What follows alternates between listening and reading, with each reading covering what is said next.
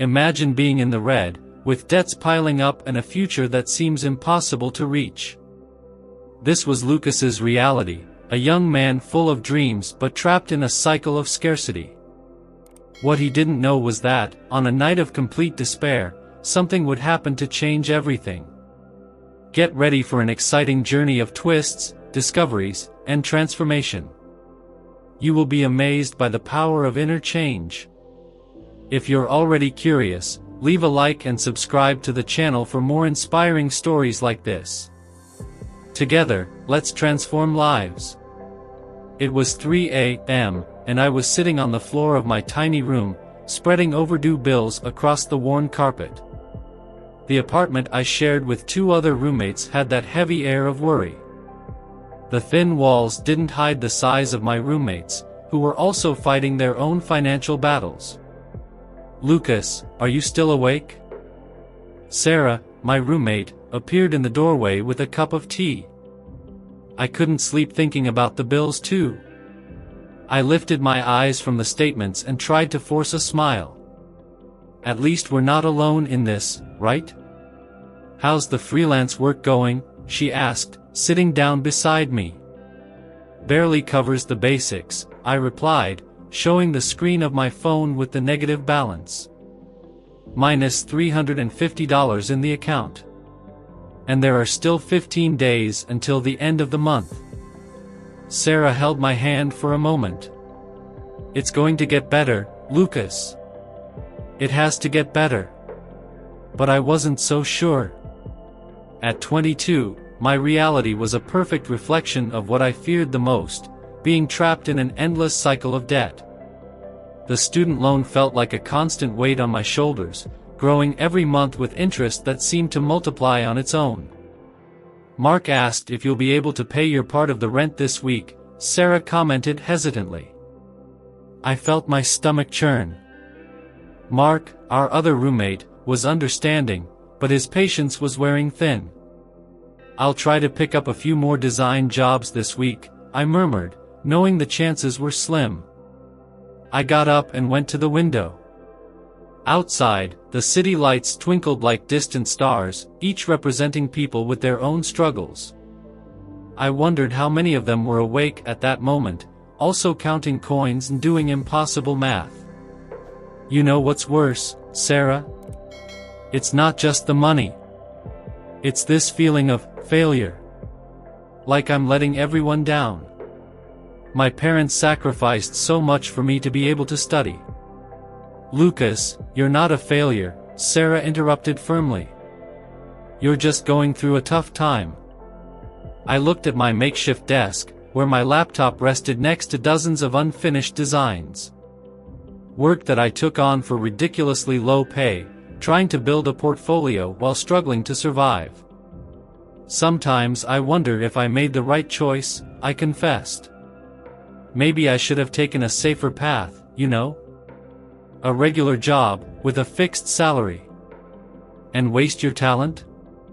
Sarah shook her head. "You were born to create, Lucas. You just need to find your way." That night, I lay in my narrow bed thinking about how many other people were living the same story. People with dreams too big for their bank accounts, with talents waiting for an opportunity to shine. The stained ceiling of my room seemed to mock my dreams of success. "There has to be a way," I whispered to the dark. "There must be something beyond this daily struggle." In that sleepless dawn, my fingers aimlessly slid across the screen of my phone. The videos passed by in a blur until something caught my attention. It was a man in a suit, in an elegant office, talking about how he transformed his life from extreme poverty to abundance. "Manifestation isn't magic," he said in the video. "It's a profound shift in how you program your mind to receive abundance." Normally, I would skip this kind of content. But something about his words hooked me. "Sarah," I called softly, tapping on the wall. "You need to see this." She appeared sleepily in the doorway. "It's 4 a.m., Lucas." "I know, but just listen to this," I turned up the volume of the video. Have you ever noticed how some people seem to attract opportunities naturally? The man continued. It's not luck. It's a mental state they've cultivated. Sarah sat down next to me, now more awake. This sounds like one of those empty marketing promises. I thought so too, I replied. But there's something different here. He talks about reprogramming our thoughts about money. The next day, still intrigued by those ideas, I decided to take a walk to clear my mind. I ended up entering a small used bookstore that I had never noticed before. Can I help you? A gray-haired lady asked, smiling gently. Actually, I'm not even sure what I'm looking for, I confessed. She looked at me for a moment.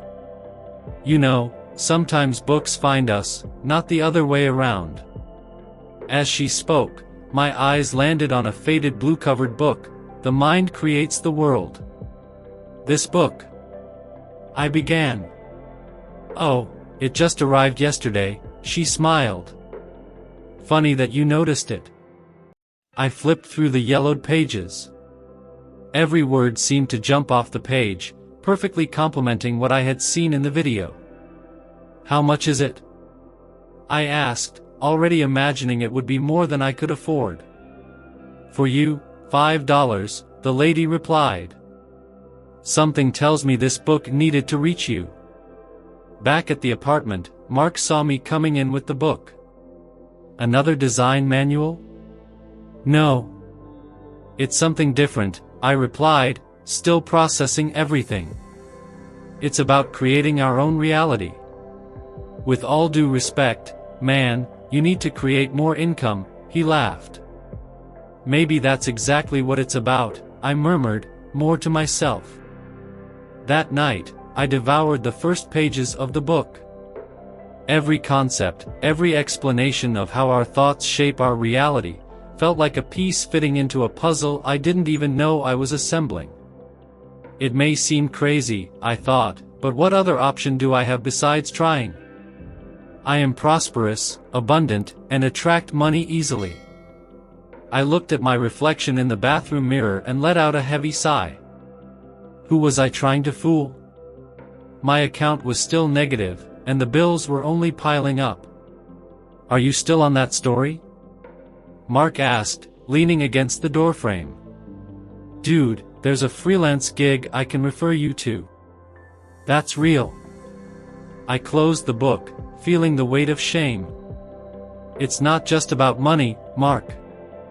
It's about changing the mindset first. Mindset doesn't pay rent, he replied, rolling his eyes. Sarah, my only supporter, tried to cheer me up during our breakfast. You need to give it time, she said, pushing a steaming cup in my direction. Rome wasn't built in a day. The problem is I can't even believe the words I'm saying, I confessed. I feel like an imposter. That afternoon, I tried to do the visualization exercise. I sat on the bedroom floor, took a deep breath, and tried to imagine a life of abundance. But all that came to mind were the overdue bills and the negative bank statement. This is ridiculous, I murmured, opening my eyes. Who am I trying to fool? My phone vibrated. It was a message from the bank, another interest charge. Hey, dreamer! Steve shouted from the hallway. Have you manifested your millions yet? Laughter from the other residents echoed through the apartment. I felt my face burn. Maybe they're right, I thought. Maybe I'm wasting my time with this nonsense. That night, alone in my room, I picked up the book again. A sentence jumped out at me. Your greatest doubts are merely reflections of your deepest fears. But what if it doesn't work? I whispered to the silence. What if it does? A voice inside me replied. I grabbed my notebook and began to write, even without fully believing, I deserve prosperity. I am capable of creating abundance. Money flows easily to me. The words felt empty, but something inside me, a small flame of hope, insisted on continuing. It was as if a part of me knew something my conscious mind still didn't understand. Just one more day, I promised myself. I'll try just one more day. And so I continued, amidst doubts and small moments of faith, navigating a sea of uncertainty, yet still navigating. "Can I sit here?" I asked Tom, the office veteran who always had lunch alone. He nodded, not taking his eyes off his brown notebook. I noticed he was writing something with great concentration. Planning the next project? I tried to strike up a conversation. Tom looked up and smiled. "Actually, I'm writing my reality." "What do you mean?" "You know when you were a kid and wrote stories?" He closed the notebook. "It's basically that, but you write your ideal life as if it's already happening." My interest was piqued. "Like a diary?" "More or less," he explained, leaning forward. "It's called scripting. You write in the present tense, as if you're already living that reality. For example, I am so happy to have $10,000 in my savings account. And does it work?" Tom pulled out another notebook from his bag. 3 years ago, I wrote about having my own house. Today, I live in it. 2 years ago, I wrote about being debt-free. I achieved that in 18 months. That took me by surprise. Tom always seemed successful, but I never imagined he had gone through hardships. "Can I borrow a sheet?" I asked. Better than that, he handed me a new notebook. "Start today. Write as if you're living your best day, all the details." That night, I sat at my desk and opened the notebook.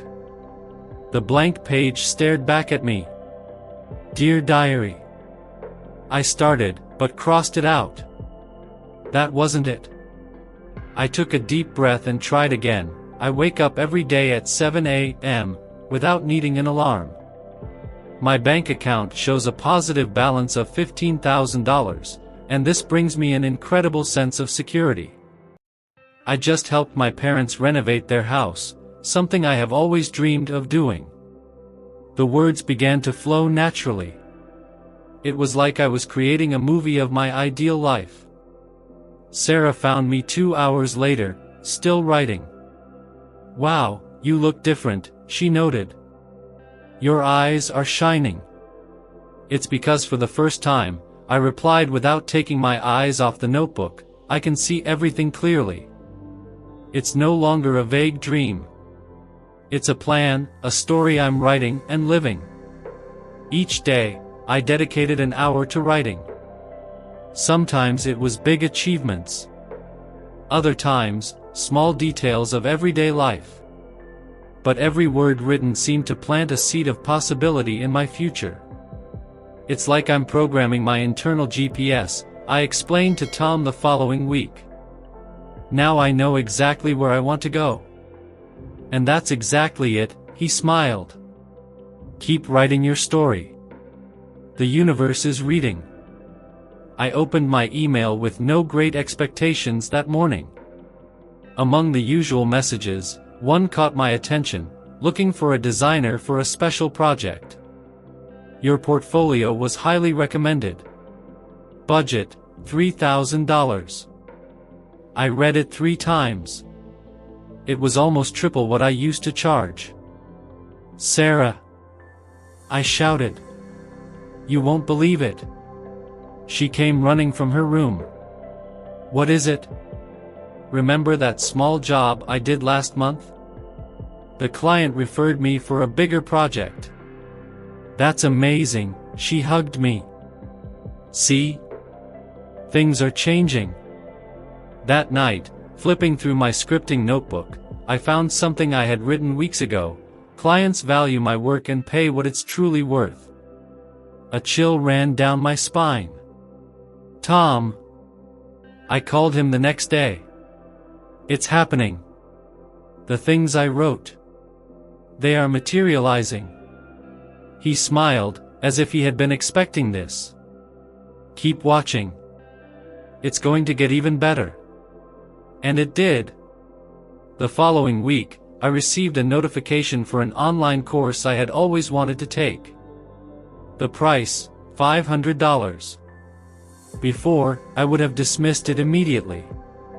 But something had changed in me. I'm going to invest, I decided.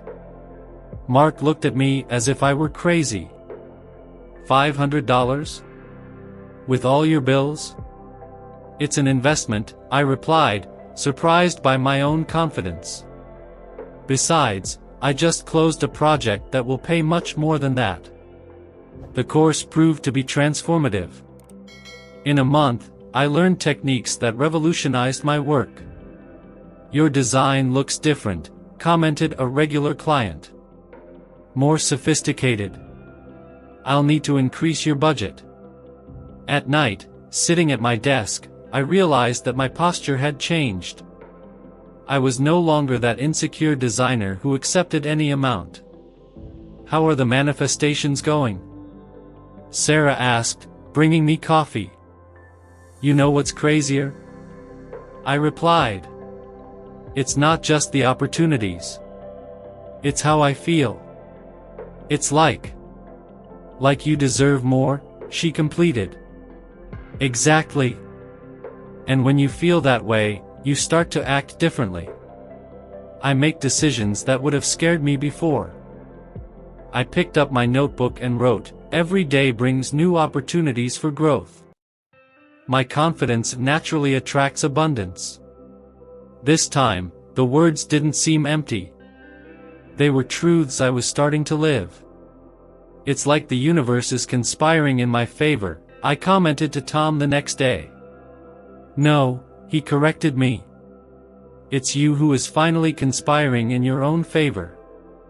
My phone rang at 9 a.m. It was David, the CEO of the startup that had contacted me the week before. We want you as our lead designer, he said. Fixed contract, $8,000 a month, plus benefits. My hands trembled as I held the phone.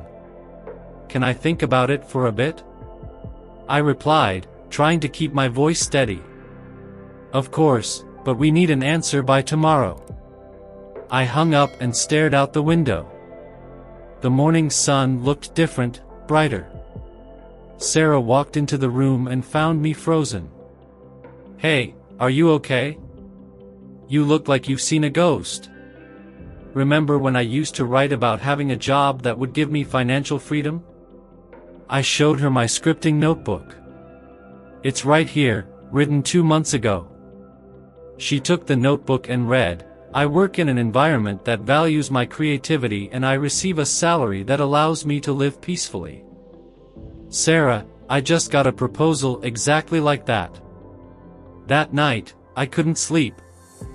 My phone rang at 11 p.m. It was my mom, crying.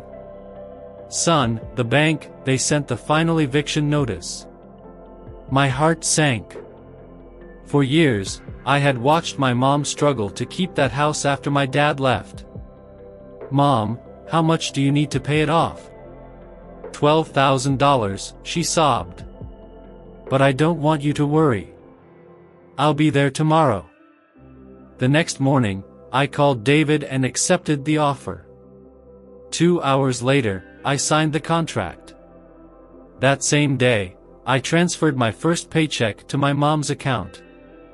When I arrived at her house, I found her sitting on the porch, holding the payment receipt. How? She asked, tears in her eyes. Mom, remember when I talked about manifestation and you thought it was nonsense? She smiled, taking my hands.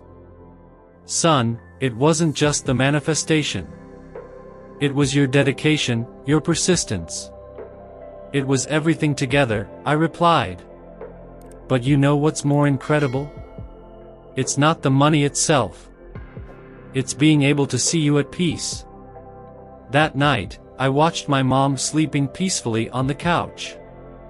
The weight she had carried on her shoulders had vanished. Tom was right. the true manifestation wasn't about numbers in a bank account. It was about transforming lives, mine and the lives of the people I loved. I took my notebook and wrote, "True abundance is being able to share. It's seeing smiles replace tears. It's turning dreams into reality." For the first time, I completely understood the power of manifestation. It wasn't magic, it was a profound mindset shift that generated real actions and tangible results. Sitting in my new office, I opened the brown notebook that Tom had given me 6 months ago. The pages were filled with dreams that were now reality. Sarah walked in with 2 cups of coffee. "Still writing?" she asked, placing a cup on my desk. "Actually, I'm rereading. It's amazing how everything has changed." "You've changed," she corrected. "Remember how you were before? Always worried, always scared." I nodded, recalling. "You know what's crazier? I thought money would solve everything. But I discovered that true transformation happens here inside." I pointed to my chest. At that moment, my phone vibrated. It was a message from my mom, a picture of her smiling in the garden she had just planted. "See?" I showed the picture to Sarah. "That's worth more than any number in the bank." Tom appeared at the door, smiling. "How's my favorite student?" "Gratitude defines it," I replied. "You know, Tom, you didn't just teach me about manifestation. You showed me that abundance is a state of mind." "And what else did you learn?" he asked, sitting down. "I learned that money is a tool, not an end. When I helped my mom with the house, it wasn't just about paying off a debt. It was about restoring peace to someone I love." Sarah picked up my notebook and began to flip through it. "Look at this page," she pointed. "You wrote, 'One day I will help others discover their potential.' And that's exactly what I intend to do," I replied. "I've already started a blog sharing my experience." Tom smiled. "The cycle is complete. Now you are the mentor." I stood up and walked to the window. The sun was setting, painting the sky orange. "You know what's more incredible?" I said. "Every person who reads my story can start their own transformation right now. It just takes one decision." I took my notebook and wrote one last entry. "True wealth is not in what we have, but in who we become." Every word I wrote in this notebook was a step toward who I really am. And you, reading this now, have the same power. Your story is waiting to be written. Sarah and Tom watched me in silence. "What are you going to write now?" Sarah asked. "New dreams," I replied. "Because I learned that there are no limits for those who believe. The only question is, are you ready to start your story?" I closed the notebook, knowing this was not an ending, but a new beginning. Because each day is a blank page, waiting to be filled with our boldest dreams. If this story inspired you, leave a like and help more people find this message. Comment below, what would you like to manifest in your life? Let's exchange ideas and build a community of abundance. And don't forget to subscribe to the channel to follow more amazing transformation stories. Turn on the notification bell so you don't miss any content. Remember, your change starts now, with a decision. Together, we can manifest dreams and transform lives.